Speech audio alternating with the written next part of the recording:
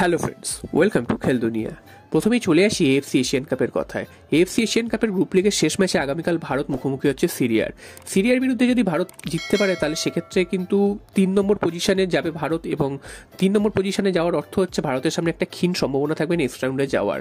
তো টোটাল 6টা গ্রুপ রয়েছে, তাদের মধ্যে কিন্তু থার্ড পজিশন, বেস্ট 4টে থার্ড পজিশন টিম তারা কিন্তু নেক্সট রাউন্ডে যাবে। তো সেদিক থেকে ভারত যদি একটা ভালো মার্জিন রাখতে পারে, গোল ব্যবধান রাখতে পারে, এবং অন্যান্য গ্রুপের রেজাল্টের উপরও নির্ভর করছে অবশ্যই, তাহলে কিন্তু ভারতের সামনে একটা সুযোগ রয়েছে নেক্সট রাউন্ডে যাওয়ার। তো সিরিয়া র্যাঙ্কিং অনুযায়ী ভারতের থেকে যে খুব বেশি দূরত্ব রয়েছে সেটা কিন্তু একদমই নয়, তবে বর্তমান যে তাদের পারফরমেন্স সিরিয়ার সেটা কিন্তু যথেষ্ট ভালো, কারণ অস্ট্রেলিয়ার বিরুদ্ধে তারা যথেষ্ট লড়াই করেছে এবং 1-0 গোলের ব্যবধানে হেরে গেছে, এবং উজবেকিস্তানকে তো প্রায় হারিয়েই দিচ্ছিল, শেষ পর্যন্ত সেই ম্যাচটা ড্র হয়। তো তাই জন্য সিরিয়ার এই মুহূর্তে যে ফর্মটা রয়েছে সেই ফর্মটা যদি ভারতের ম্যাচেও খেলে সেক্ষেত্রে ভারত কিন্তু পারবে না। তো আমরা দেখেছি যে ভারত যদি প্রথম থেকে আক্রমণাত্মক ফুটবল খেলতে শুরু করে সেক্ষেত্রে উজবেকিস্তানকেও তারা বেগ দিতে পেরেছিল। সেকেন্ড হাফে উজবেকিস্তানের বিরুদ্ধে যথেষ্ট আক্রমণাত্মক ভারত খেলেছিল এবং তখন কিন্তু উজবেকিস্তান চাপে পড়ে গেছিল এবং গোল করার পরিস্থিতিও ভারতের সামনে চলে এসেছিল। তবে ভারত ফার্স্ট হাফটা এতটাই ছেড়ে দিয়েছিল বা এতটাই সমীহ করেছিল যে উজবেকিস্তান প্রথমার্ধেই 3টে গোল দিয়ে দিয়েছিল এবং তারপরে কিন্তু ম্যাচে ফেরার আর কোনো সম্ভাবনা ছিল না ভারতের জন্য। তো সিরিয়ার বিরুদ্ধে ভারতের তো কিছু হারানোর নেই, যেটুকু হয় যদি ভালো কিছু করতে পারে সেটা কিন্তু ভারতের জন্যই মঙ্গল। তো এই মনে করা হচ্ছে ভারত প্রথম থেকে আক্রমণাত্মক মেজাজে খেলবে এবং প্রথম থেকেই গোল তুলে নেওয়ার চেষ্টা করবে এবং সিরিয়াকে হারানোর কিন্তু চেষ্টা করবে, একটা শেষ কামড় দেওয়ার চেষ্টা করবে। তো আগামীকালের দলে সম্ভবত ফিরতে পারেন সাহাল আব্দুল সামাদ। তো তিনি যদি ফেরেন তাহলে কিন্তু অনেকদিন পর তিনি মাঠে ফিরবেন এবং ভারতের হয়ে তিনি কিন্তু শেষ ম্যাচটা খেলতে পারেন।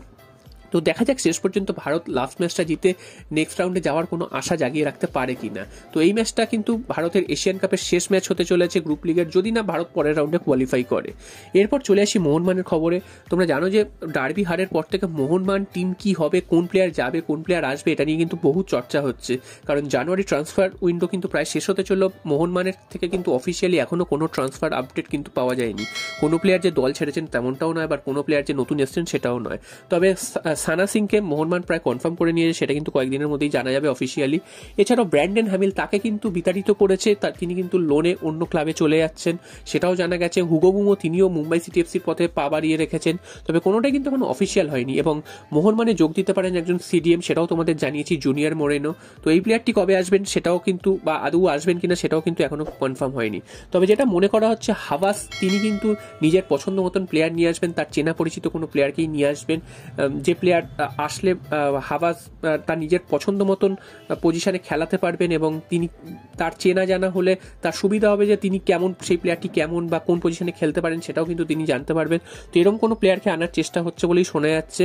তো এখন অবধি হাতে কিন্তু আর 7-8 দিন বাকি রয়েছে, তবে কোনো নামই কিন্তু এখনো কনফার্ম হয়নি। তবে খুব শীঘ্রই 3-4 দিনের মধ্যে হয়তো এই নিউজটা জানা যাবে। তো দেখা যাক কোন বিদেশি মোহনবাগানে সই করে। আর সবশেষে চলে আসি আইএসএল ডার্বির বিষয়ে। প্রথম লিগের ডার্বি আইএসএল হয়নি, তোমরা জানো। তো রিসেন্টলি সুপার কাপের ডার্বি হয়েছে, সেখানে মোহনবাগান হেরে গেছে। এরপর থেকেই মোহনবাগান সমর্থকদের একটা বদলা নেওয়ার মানসিকতা এসছে। তো মোহনবাগান সমর্থকরা জানতে চাইছে যে কবে আবার নেক্সট ডার্বি হবে। তো যেটা জানা যাচ্ছে ফেব্রুয়ারির ফার্স্ট উইকেই নেক্সট ডার্বি, অর্থাৎ আইএসএল শুরু হলেই প্রথম ম্যাচটাই কিন্তু ডার্বি হতে পারে বলেই শোনা যাচ্ছে। এবং কারণ এই এশিয়া কাপের যে লাস্ট ম্যাচ সেটার উপর নির্ভর করছে সমস্ত কিছু। যদি ভারত নেক্সট রাউন্ডে ওঠে সেক্ষেত্রে কিন্তু এখনই প্রকাশ করা হবে না আইএসএল এর নেক্সট সূচিগুলো বা ডার্বি কবে। যদি ইন্ডিয়া কালকে বিদায় নেয় সেক্ষেত্রে কিন্তু জানুয়ারির ফার্স্ট উইকেই কিন্তু ডার্বি ঘোষণা করে দেওয়া হতে পারে, সেক্ষেত্রে 3রা ফেব্রুয়ারি কিন্তু ডার্বির সম্ভাব্য ডেট হতে পারে। তো দেখা যাক শেষ পর্যন্ত ভারত নেক্সট রাউন্ডে যায় কিনা। আমরা সবাই আশা করবো ভারত নেক্সট রাউন্ডে যাক এবং ভারত ভালো কিছু করুক অবশ্যই। যদি সেটা না হয় সেক্ষেত্রে কিন্তু ডার্বি কিন্তু আর খুব বেশি দিন দেরি নেই।